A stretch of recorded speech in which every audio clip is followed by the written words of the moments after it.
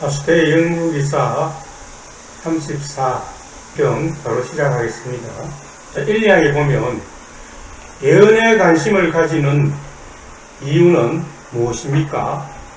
자기의 미래에 대해서 알고 싶어 하기 때문입니다. 나아가 나의 가족과 동료 그리고 세계의 미래는 어떻게 될 것인지 궁금하게 여기기 때문입니다. 3항으로 넘어가죠. 예언에는 내일 해가 뜰 것이다 와 같은 확률이 100%에 가까운 예언도 있지만 대부분은 추측이나 상상에 의한 것들입니다. 그리고 하나님께서 미래에 대해 인간에게 알려주시는 것이 아니라 예언은 미래에 대한 인간의 추측 또는 상상입니다. 우리는 하나님을 인간처럼 생각하기 때문에 과거와 현재와 미래가 순차적으로 연결된다고 생각하는 것이지, 하나님의 관점에는 과거, 현재, 미래가 따로 존재하는 것이 아니라 동시에 존재하는 것입니다. 이 말이 우리의 논리로 잘 좀 이해되지 않으므로 비유로 말하자면 우리가 시야에 들어오는 어떤 사물을 파악하기 위해서 눈으로 전체를 동시에 보고 파악하지만 장님은 그 사물을 손으로 더듬어서 감각을 연결해 보아야만 비로소 전체를 보게 되는 것과 같습니다. 따라서 시각적으로 그 사물의 모습을 장님에게 알려줄 도리가 없는 것입니다. 즉, 하나님의 차원과 인간의 차원이 다르다는 것입니다. 그래서 미래는 하나님만이 아시는 것입니다. 인간은 현재 위치나 미래에 대해서 대략적으로 추측해 보는 것에 불과합니다. 즉, 예언은 추측과 상상이며 가능성이 많은 것과 희박한 것이 존재합니다. 그림을 보시죠. 사람들이 미래를 알려는 것은 그러한 미래를 대비하려는 것입니다. 바로 이것이 예언의 주요 목적입니다. 여기서 중요한 원칙을 이끌어낼 수 있습니다. 이러한 미래가 일어난다는 것이 보증되어 있습니까? 아니죠. 1, 2항에서 설명드린 것처럼 그것은 추측이며 상상이기 때문에 어느 정도의 확률로 일어날 가능성을 내다보는 것 뿐입니다. 그러한 대비를 한다는 것은 삶의 방식을 바꾸는 것인데, 우리의 삶은 돈을 벌고 공부를 하고 여가를 즐기는 것 등으로 이루어져 있는데, 돈을 벌지 않거나 공부를 하지 않거나 여가를 즐기지 않았을 때 만일 그 추측과 상상의 예언이 이루어지지 않게 되면 그 사람은 그만큼 손해를 보게 되고 후회하며 예언자를 비난하게 됩니다. 그러나 돈을 벌고 공부를 하고 여가를 즐기되 그 방식을 도덕적으로 바꿈으로써 만일 그 예언이 빗나가더라도 그 사람은 전혀 손해를 입지 않고 오히려 발전하게 됩니다. 여기서의 예언이 가지는 의미가 확실해집니다. 그것은 수학적 확실성이 아니라 도덕적 확실성이라는 것입니다. 4, 5항으로 넘어가죠. 하나님께서 우리의 미래를 정확히 알려주신다고 하수대에서 말하였는데, 미래의 사건들 중에는 인간이 알 수 없는 것과 알 수 있는 것이 있습니다. 알 수 없는 것은 자연을 초월하는 것들이며 알 수 있는 것은 자연에 내재되어 있는 것들 중에 있습니다. 각각의 예를 한번 생각해 봅시다. 정사랑님은 1등 당첨의 로또 복권 번호를 일주일 전에 알 수 있습니까? 알 수 없습니다. 왜냐하면 그것은 자연의 질서나 인간의 관계로서 파악되어질 수 있는 것이 아니기 때문입니다. 그러면 예루살렘이 이방인들에게 짓밟히리라는 예언은 왜 성취될 수 있습니까? 이것은 유대인들이 율법을 지키지 않음으로 인해서 백성 간의 결집력이 약해지고 이방국가의 강력한 힘이 주의 국가로 미치는 것이 인간 사회의 질서와 법칙이기 때문입니다. 이 두 사실의 예로서 정리를 해보자면, 하나님은 이 세계의 초월적이 아니라 내재적으로 존재하신다는 원리입니다.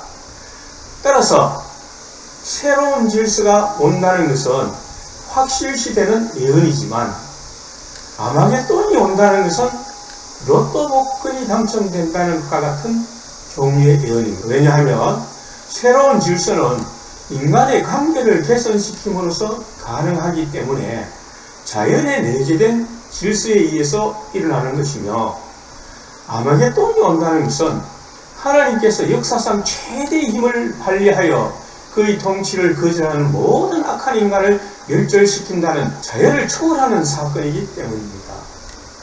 6항으로 넘어가죠.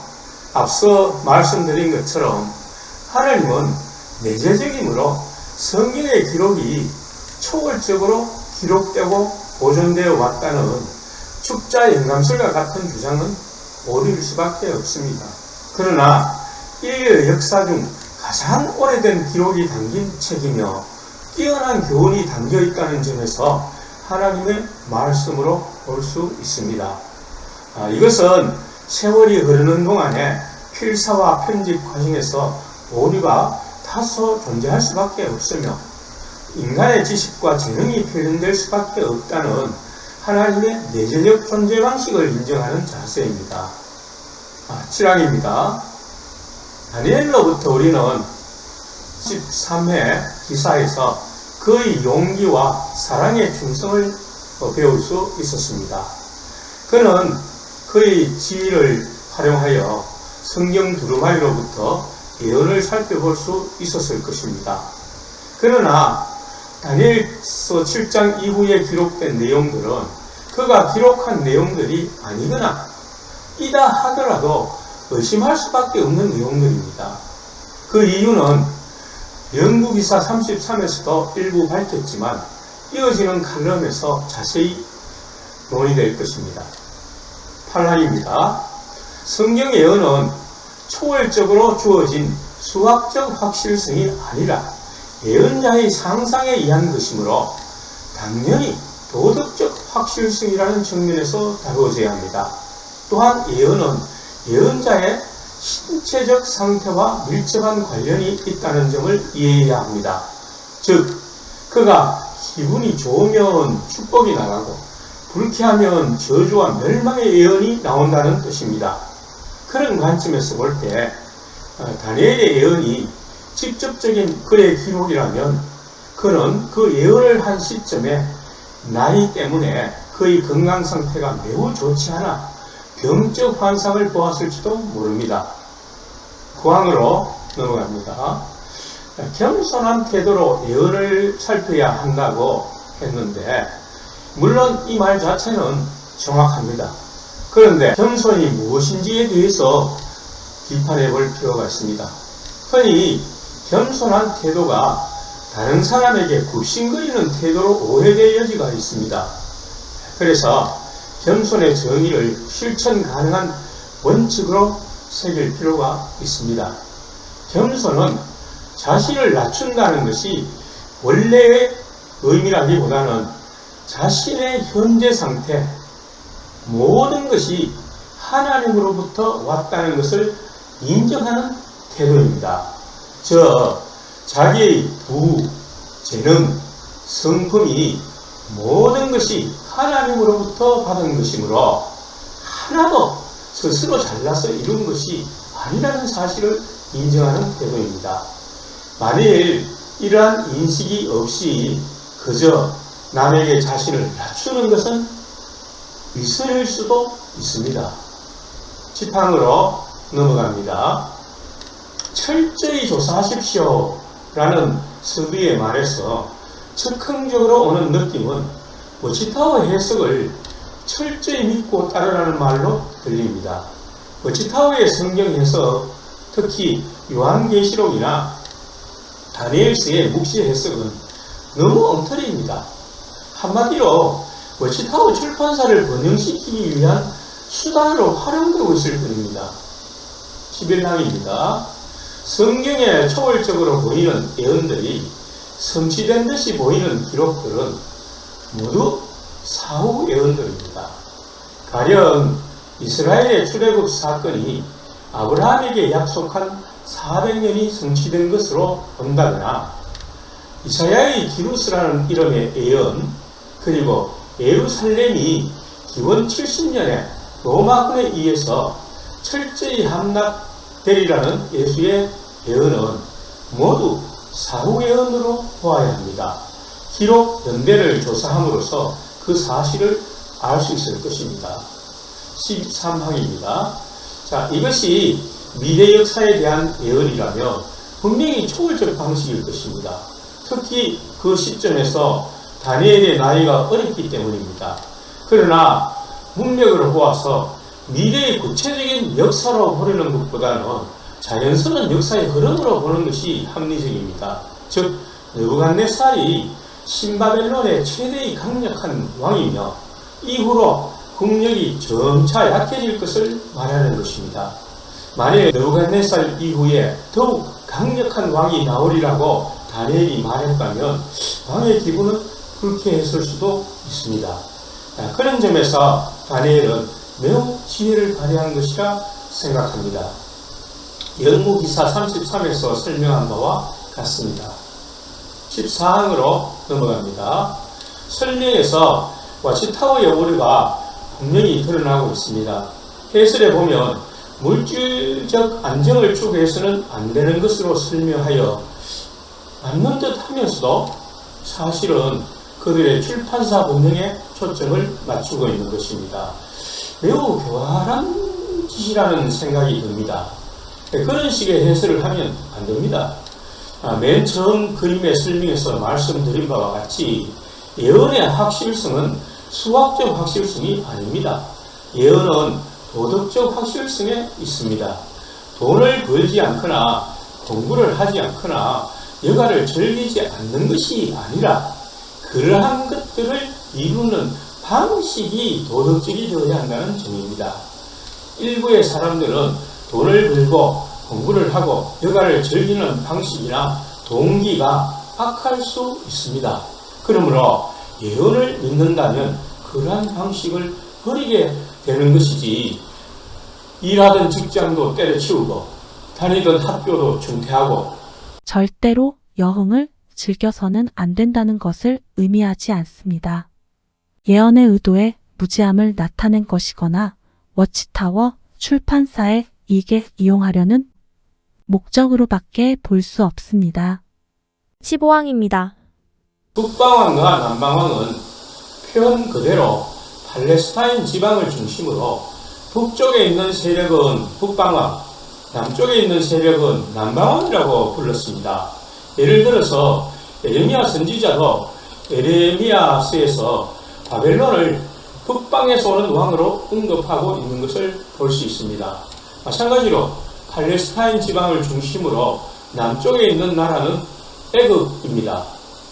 그래서 다니엘은 애굽을 남방왕이라고 지칭하고 있는데 11장 8절 하단에서는 그 은과 금의 아름다운 기구를 다 노력하여 애굽으로 가져갈 것이요 몇 해 동안은 그가 북방왕을 치지 않을 것이요 라고 하여 남방왕의 정체를 구체적으로 애굽이라고 밝혀주고 있는 것을 볼 수 있습니다.